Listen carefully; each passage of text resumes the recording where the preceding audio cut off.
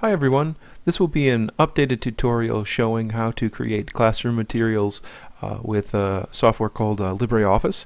I made an earlier tutorial. I did that in a slightly lower quality version, so it's a little bit difficult to see, and I also have found that the newer version of LibreOffice looks a little different, although the commands appear to be the same. So if you need LibreOffice, you can download it for free at LibreOffice.org, and this is going to be, I'm going to be using the Linux version, but the Mac version and the Windows version are quite similar to this. So let me minimize this. So here's LibreOffice. It looks a lot like an older Word, Microsoft Word from like the late 90s, early 2000s. And one thing I really like about LibreOffice is it's got a really nice equation editor. And this is the thing that I'm going to be showing you how to use this so that you can make different types of classroom materials. So first let me show you what you do to insert an equation here. You go to Insert, and then you go down to Object, and then you pick Formula. And this is going to open up a different sort of interface. I noticed on the Mac interface, there's actually, I think the Elements thing is actually over here, just sitting as a sort of bar on the left. But here on the Linux version, the Elements floats. But it serves the same function nonetheless. Down here we have an input bar where we can put in any sort of command that we want. Here is we're going to actually see it updating in the document, whatever happens. And over here are our list of different elements. So let me just show you the basic way these commands are put in. So let's say I wanted to do something like put a fraction in. So I see I have division here. If I click on this on the elements bar, it's going to paste in some commands, and it's going to update things here in the view. So this less than, question mark, greater than, that's how LibreOffice defines an unknown. So let's just say I wanted to put in like 2/3. I just replace that less than, question mark, greater than with a 2, and then I replace the other one with a 3. So let me just explain what this is. The curly brackets are grouping symbols. And in fact, any bracket or parenthesis is going to be a grouping symbol. What's special about the curly brackets is that they don't actually appear here in the final formatted version. So if I wanted to say have this be 2 parentheses around the 2, I'd actually just use parentheses. And then you can see that it would actually update with parentheses here. I clicked into the document, so I came out of that editing window.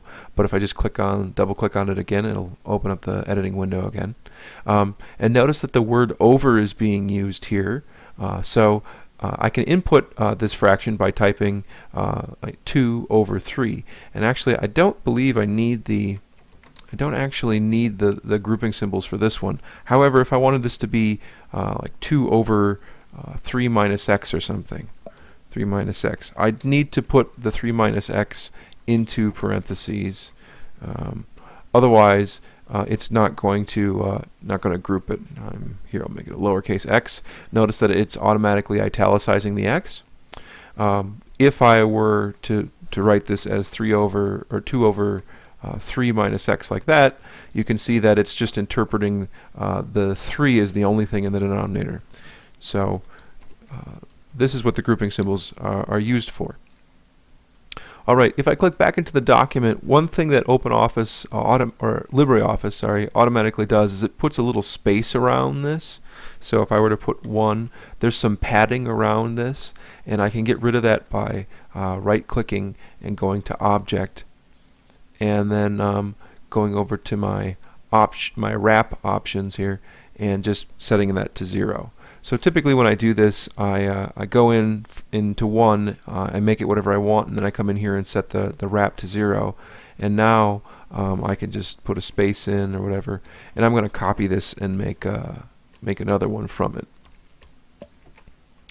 So let's make another one here, and let's put in, say, the quadratic formula.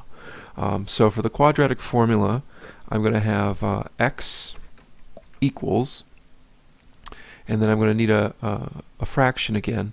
Now, as you first start out, you're probably going to be using the elements window quite a bit, but as you get better at this, you'll know the commands, you won't need it. But I'll just use it right now. So I have something over something else. So x equals, so the opposite of b, so negative b. Now plus or minus, I want plus or minus. If I go back over to my elements window and look under the functions here, do I see it there? No. Actually, I think it was right here underneath. This is unary binary operators. Right here I have plus or minus. So if I click on that, you can see that the plus or minus is actually just plus or minus. So it's just a plus sign and a minus sign. So plus or minus.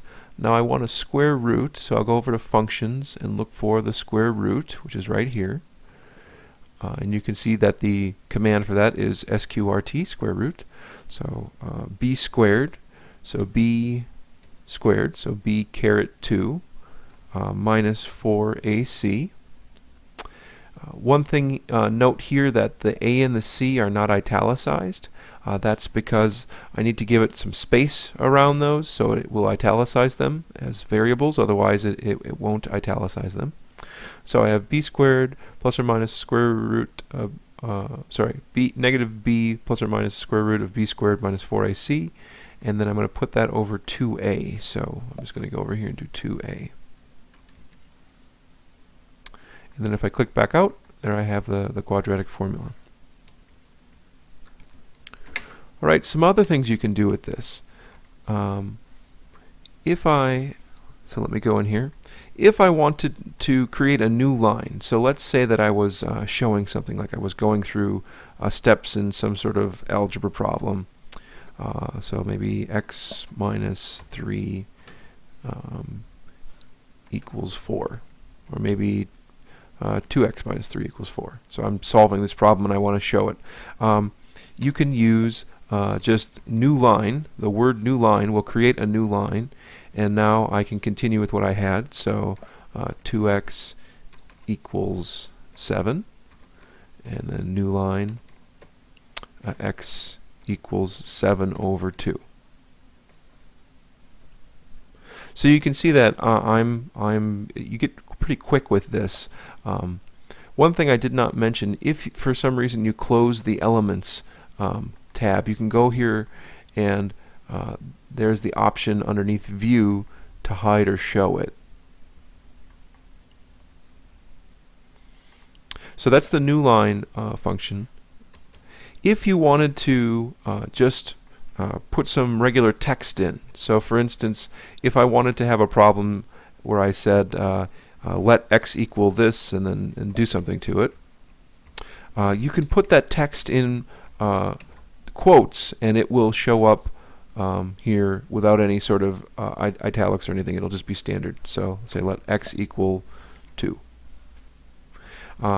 One thing that I use that actually for, that feature, is if I want to have sort of a hanging line where I have an equal sign but I don't have anything on the left hand side of it. So if I just were to put equals 3, you can see there's a question mark in here because it's not sure what to do with this equals. It's expecting something to be on the other side. So if I just put the equal sign in parentheses, then I can get the equals 3.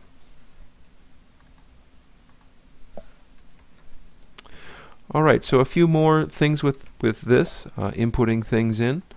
Let's say that I wanted to put in, you can see there's lots of different kinds of functions here. So let's say I wanted to try like a cube root. So I go over to the functions and I can go to the nth root, and you can see the function is n root, and then there are two different variables I need to put in. The first one is going to be the actual root, and then the next one's going to be the number. So let's say I wanted to do the cube root of 7. There's the cube root of 7. And let's do one more.